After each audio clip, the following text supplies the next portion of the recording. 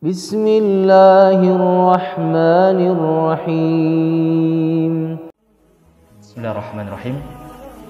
Assalamualaikum warahmatullahi wabarakatuh. Innal hamdalillah nahmaduhu wa nasta'inuhu wa nastaghfiruh wa na'udzu billahi min shururi anfusina wa min sayyiati a'malina. May yahdihillahu fala mudilla lahu wa may yudlil fala hadiya lahu. Asyhadu an la ilaha illallah wahdahu la syarika lah wa asyhadu anna Muhammadan abduhu wa rasuluh wa aminuhu ala wahyihi wa safiyuhu wa khaliluh. Nashhadu jami'an annahu ballagha ar-risalah wa adda al-amanah wa nasaha al-ummah wa kashafa Allahu bihi al-ghummah wa jahada fillahi haqqa jihadihi hatta atahu al-yaqin. Allahumma salli wa sallim wa barik ala nabiyyina Muhammadin wa ala alihi wa ashabihi wa man tabi'ahum bi ihsanin ila yaumiddin. Qala Allah Ta'ala fi kitabihil karim, a'udzu billahi minasyaitonir rajim, ya ayyuhalladzina amanu taqullaha haqqa tuqatih wa la tamutunna illa wa antum muslimun. Wahai orang-orang yang beriman, bertakwalah kalian semuanya kepada Allah Subhanahu wa taala dengan sebenar-benarnya takwa, dan janganlah kalian mati kecuali dalam keadaan muslim. Amma ba'd, Allahumma anfa'na bima 'allamtana wa 'allimna ma yanfa'una wa zidna ilman nafi'a. Allahumma arinal haqqa haqqan warzuqna ittiba'ah wa arinal batila batilan warzuqna ijtinaba bi rahmatika ya arhamar rahimin. Jamaah salat Isya di Masjid Jamasba yang dimuliakan Allah Subhanahu wa taala. Alhamdulillah, pertama dan yang paling utama tentu kita bersyukur kehadirat Allah Subhanahu wa taala di malam yang berbahagia ini, di tempat yang mulia ini. Allah izinkan kita semuanya untuk melaksanakan salah satu ketaatan kita kepada Allah Subhanahu wa taala, yaitu salat Isya secara berjamaah. Dan mudah-mudahan nanti Allah kuatkan kita untuk melaksanakan sholat tarawih sampai akhir, dan mudah-mudahan juga Allah kuatkan diri kita semuanya untuk menyelesaikan ibadah Ramadan di tahun ini sampai penghujung pula. Amin ya rabbal alamin. Salawat ma'as salam semoga senantiasa tercurah limpah kepada Nabi kita Muhammad sallallahu alaihi wasallam, dan mudah-mudahan salawat salam juga tercurah kepada keluarga beliau, sahabat-sahabat beliau, dan orang-orang yang mengikuti jalan beliau kapan dan dimanapun mereka semuanya berada.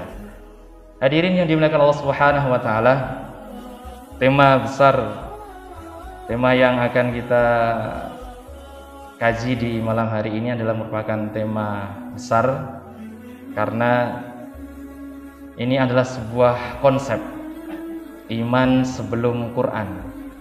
Adalah salah satu konsep pendidikan Nabi Shallallahu Alaihi Wasallam dalam menghadirkan generasi sekualitas sahabat.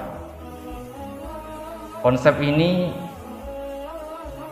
adalah berdasarkan dari pernyataan seorang sahabat mulia, Jundub bin Abdullah.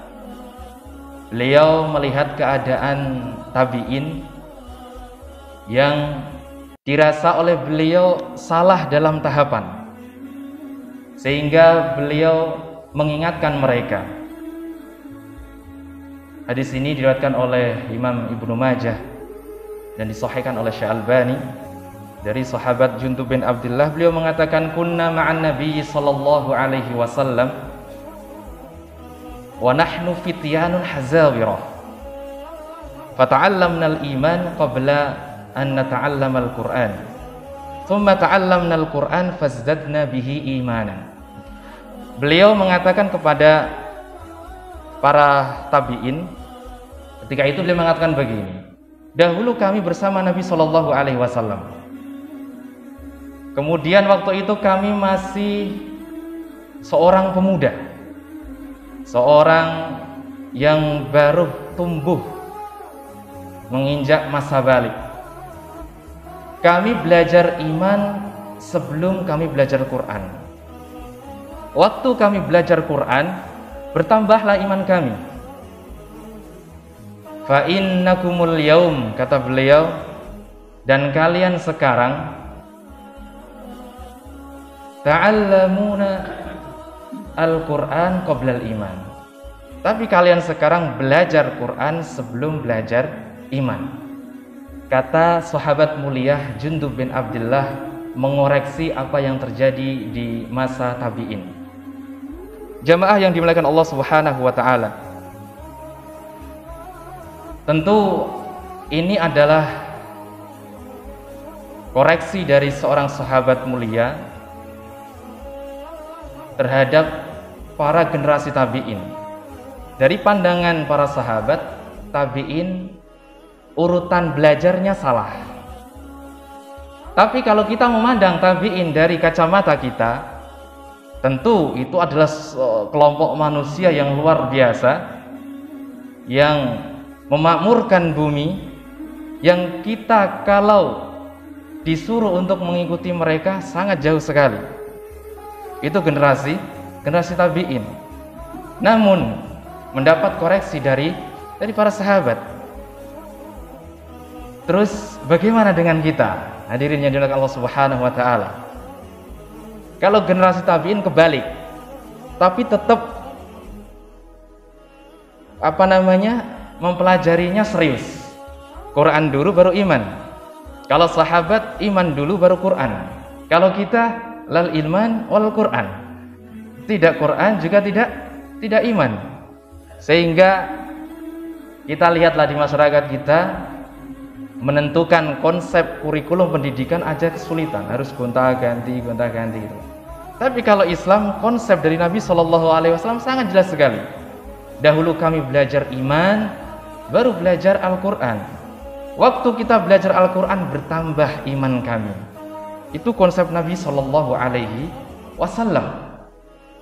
yang diajarkan kepada para sahabatnya, sehingga kita tahu bagaimana kualitas para sahabat Nabi, Abu Bakar, Umar, Utsman, Ali. Kalau kita lihat dari sahabat-sahabat empat ini, Al-Quran mereka tidaklah hafal juz 30 juz, tapi luar biasa bisa memimpin bumi dengan begitu lamanya. Itu generasi para sahabat. Maka hadirin yang dimuliakan Allah Subhanahu wa taala, kita dari melihat pernyataan sahabat Jundub bin Abdullah tadi memperlihatkan kualitas sahabat. Begitu juga menjadi koreksi bagi kita semuanya yang saat ini. Tentu kami di sini tidak ingin merendahkan orang yang sudah belajar Al-Quran, tidak ingin juga meremehkan para hufadzul Quran, para penghafal Al-Quran. Tapi kita di sini hanya ingin menyampaikan bagaimana konsep dahulu Nabi SAW mengajarkan para sahabatnya. Karena tanpa keimanan, hadirin yang dimuliakan Allah Subhanahu wa taala, Al-Quran hanya sekedar jadi sebuah bacaan atau hafalan. Kita lihatlah misal syariat puasa ini. Tanpa keimanan, syariat puasa itu hanya sekedar menjadi beban.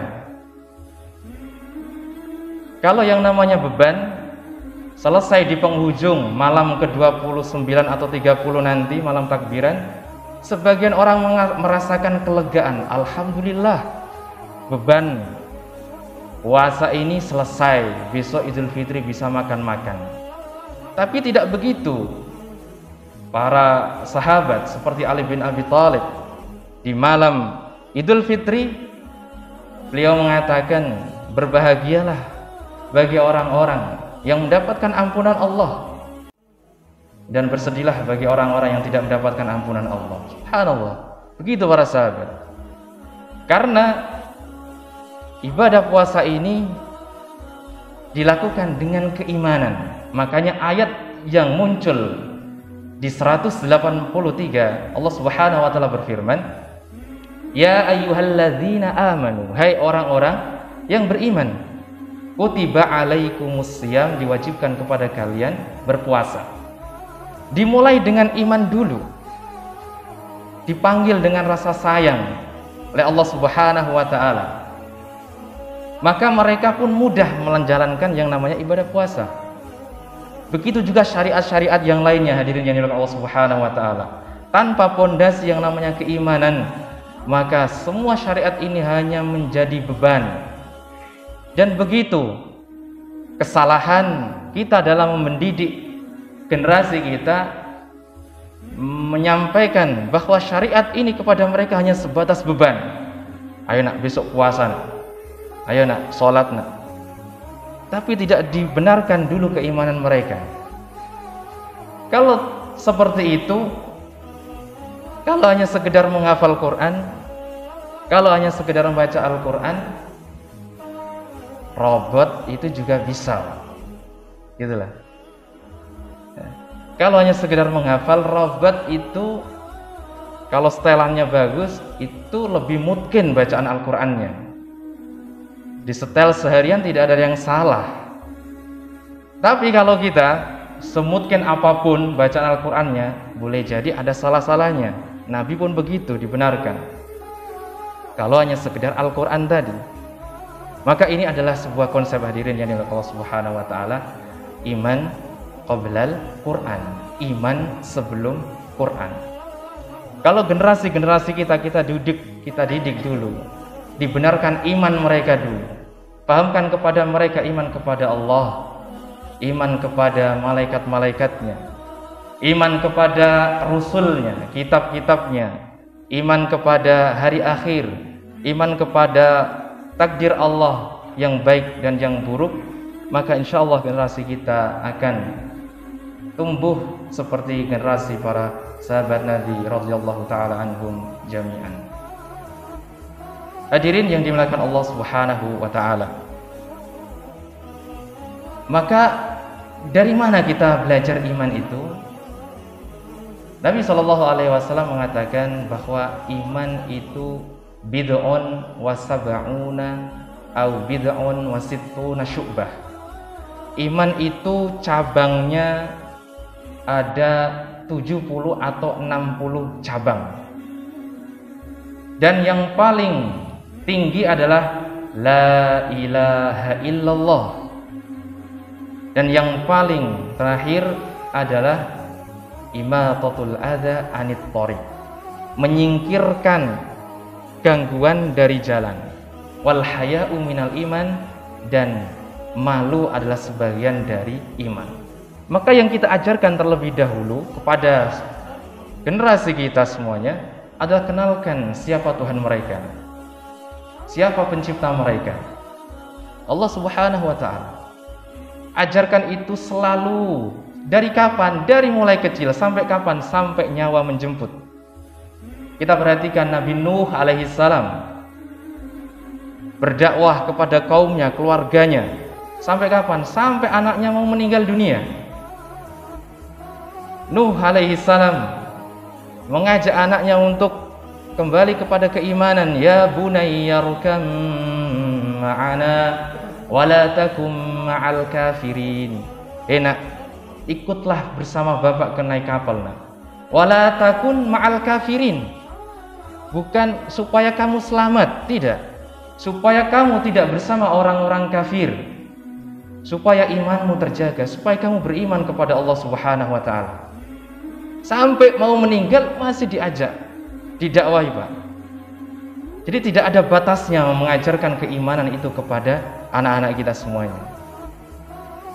Lantas apakah tidak kita pelajarkan kepada mereka Al-Quran? Tentu diajarkan. Tapi yang paling pokok awal adalah mengajarkan keimanan kepada mereka.